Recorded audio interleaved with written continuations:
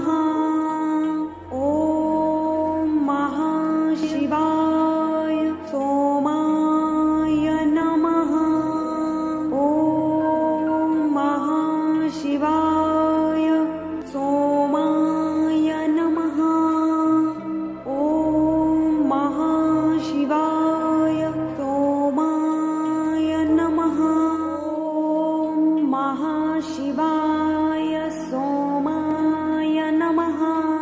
ॐ महाशिवाय सोमाय नमः।